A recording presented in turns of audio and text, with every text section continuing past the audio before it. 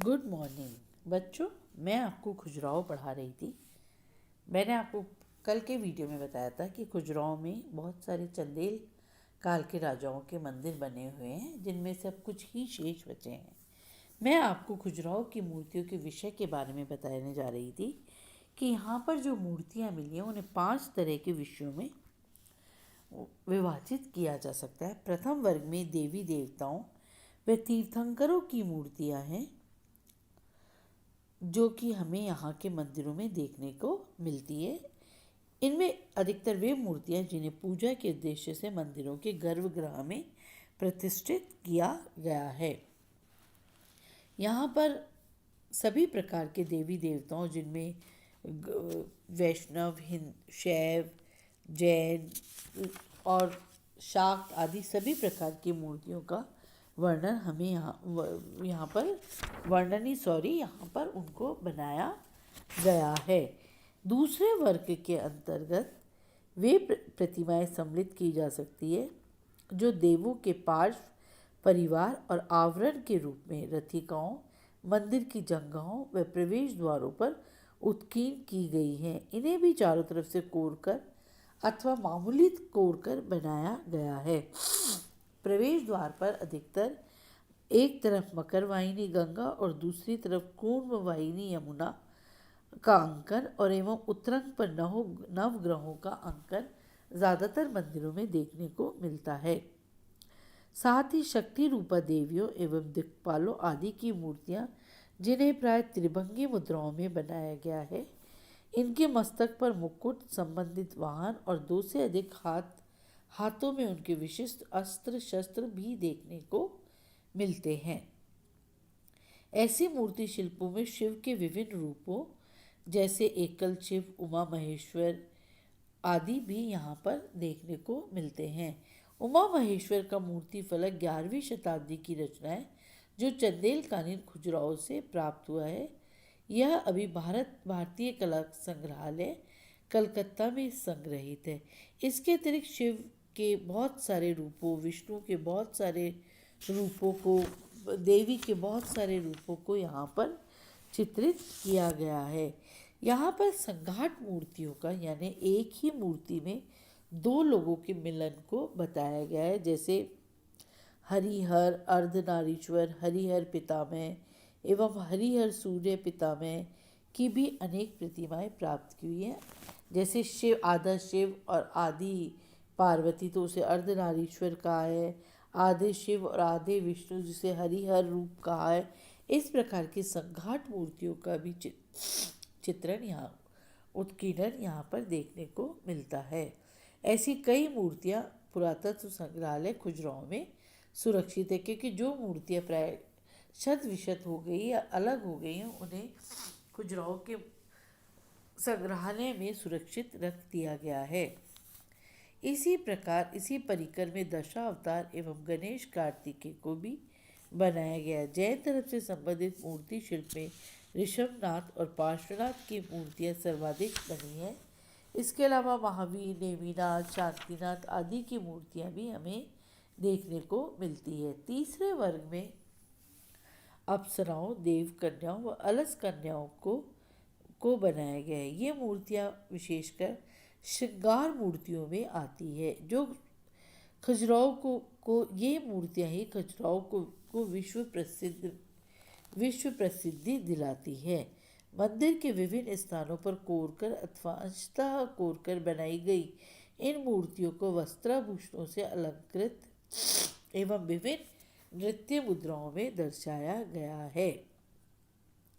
देवताओं की व आराध्य देवों की पूजा अर्चना हेतु हाथ में दर्पण, घट, वस्त्रालंकार, उठाए हुए अनेक प्रकार के क्रियाकलापों को व्यक्त करती हुई दर्शाई गई है। जैसे अपने को विवस्त्र करती हुई, अंगड़ाई लेती हुई, पैर का कांटा निकालती हुई, शिशु को दुलारती हुई, वीणा बजाती हुई आदि ऐसे अनेक आकृतियाँ इस श्रेणी में देखने को मिलती है। इसके अतिरिक्त दर्पण में मुख देखती, प्रसाधन करती हुई आदि विभिन्न कार्यकलाओं और मुद्राओं को दर्शाती है। इस वर्ग की नायिकाएं इंद्रियकता का भाव प्रकट करती हैं। चिर परिचित क्रियाकलापों की अभिव्यक्ति करने में वे सभी उत्तम हैं और इस माध्यम से मानो अलौकिक सौंदर्य को व्यक्त करती हुई प्रतीत होती है। चतुर्थ वर्ग के अंतर्गत वे मूर्तियां सम्मिलित की गई हैं जो धर्मेश्वर अथवा लौकिक जीवन के दर्शन कराती है। इसके भी हमें विविध विषय देखने को मिलते हैं। इस यहाँ पर मिथुन युगल स्त्री पुरुष दंपति और मिथुन समूह भी बहुत सारे देखने को मिलते हैं। इन प्रतिमाओं के माध्यम से, जैसा कि मैंने अपने पिछले वीडियो में बताया था, कि रति क्रीड़ा संबंधी सैकड़ों दृश्य यहाँ पर देखने को मिलते हैं। खजुराहो में रति क्रिया में संलग्न ऐसी भी मूर्तियाँ हैं जो कि बहुत ही सुंदर एवं दर्शनीय हैं। कंदरिया महादेव, लक्ष्मण एवं विश्वनाथ मंदिर में अनेक प्रकार के दृश्य हमें देखने को मिलते हैं। पांचवें अंतिम वर्ग में खजुराहो की पशु मूर्तियाँ सम्मिलित की जा सकती हैं, जिनमें व्यालों का सुंदर मूर्तियाँ विशेष रूप से गिनी जा सकती हैं। यह कला में प्रदर्शित एक कल्पित पशु है जिसे यहाँ प्रधानतः सिंह के रूप में अंकित किया गया है। इसे नर व्याल, शुक व्याल, गज व्याल, वराह व्याल आदि रूपों में भी अंकित किया गया है। ऐसी मूर्तियाँ प्रमुखतः लक्ष्मण मंदिर, विश्वनाथ मंदिर एवं कंदरिया महादेव मंदिरों पर ऐसी छोटी मूर्तियाँ भी उत्कीर्ण है जो मंदिर से पृथक होकर संग्रहालयों में रखी जा चुकी हैं। खजुराहो के अब हम मोटा मोटे रूप से आपको खजुराहो के मूर्ति शिल्प के बारे में बता चुके हैं। अब मैं आपको खजुराहो की स्थापत्य कला यानी मंदिरों की बनावट किस प्रकार है उसके बारे में विस्तार से समझाऊंगी। खजुराहो के हम मुख्य मंदिरों के बारे में विशेष रूप से जानने का प्रयास करेंगे। तो इस श्रेणी में सबसे पहला मंदिर कंदरिया महादेव मंदिर है। खजुराहो में स्थित 64 योगिनी मंदिर के उत्तरी दिशा में कंदरिया नाथ मंदिर अवस्थित है, जो यहाँ का सबसे महत्वपूर्ण और मुख्य मंदिर है और संभवतः चंदेलवंशी स्थापत्य की दृष्टि में सबसे विशाल और कलात्मक है। इससे पहले 5 मंदिर थे, परंतु कोने वाला मंदिर नष्ट हो चुका है, जबकि अन्य महत्वपूर्ण भाग अवस्थित है। इस मंदिर का तोरण द्वार अत्यंत कलात्मक रूप से उत्कीर्ण किया गया है। यह मंदिर 116 फुट ऊंचा है, जिसकी सुंदरता देखते ही बनती है। इसकी विशाल कुर्सी के तले भारी चबूतरा बनाया गया है, जो उसकी एक विशाल चबूतरा बनाया गया है जो उसकी भव्यता को और भी निखारता है।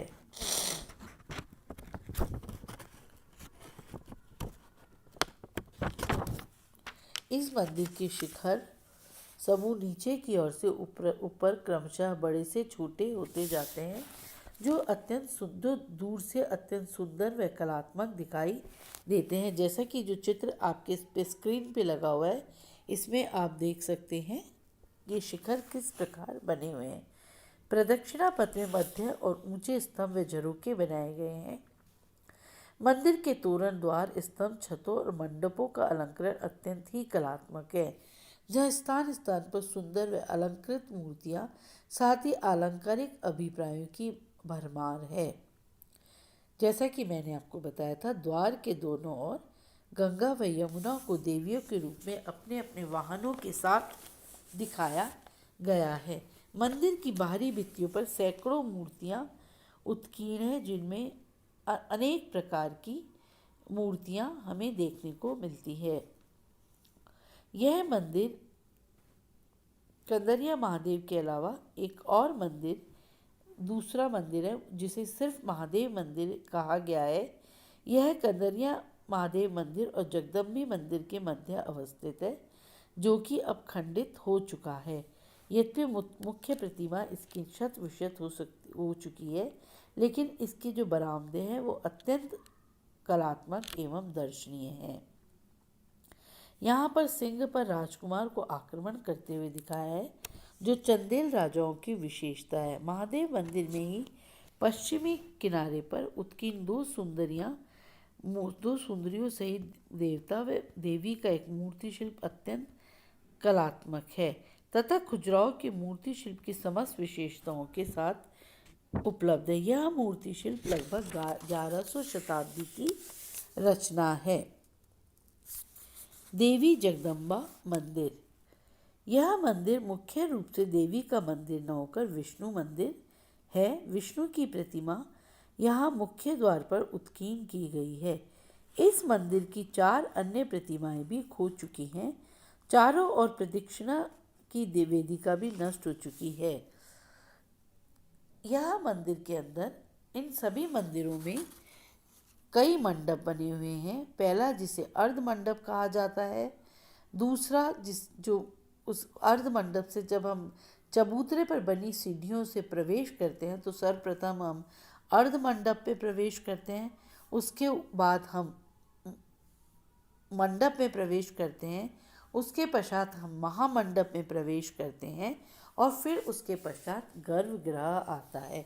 इस प्रकार यह मंदिर 4 मुख्य पार्ट्स में डिवाइड होता है और यहाँ पर कई मंदिर पंचायतन शैली के बने हुए हैं, यानी जिनके एक मुख्य मंदिर बीच में और 4 कोनों पर 4 मंदिर बने हुए हैं और कुछ मंदिर बिना पंचायतन शैली के, यानी केवल एक मुख्य मंदिर ही बीच में विराजमान है। इसके अतिरिक्त कुछ मंदिर निरंधार प्रासाद और कुछ मंदिर शानदार प्रासाद है। निरंधार प्रासाद और शानदार प्रासाद का अर्थ है जो प्रदक्षिणा पथ युक्त है उनको शानदार प्रासाद का है, और जिनमें प्रदक्षिणा पथ नहीं बना हुआ है उनको निरंधार प्रासाद के रूप में जाना जाता है। और ये सारे मंदिर ही ऊंची जगती पर बने हुए हैं, यानी ऊंची पीठिका पर बने हुए हैं। और चारों तरफ जो मंदिर का जो फर्स्ट भाग है जगती का, वो चारों ओर से बहुत ही खूबसूरत अवस्था में खूबसूरत मूर्तियों से अलंकृत है। चित्रगुप्त मंदिर। अब मैं आपको ये जो चित्रगुप्त मंदिर है ये और जो अन्य शेष बचे हुए मंदिर हैं वो मैं आपको आपके अगले वीडियो के अंदर पढ़ाऊंगी। धन्यवाद।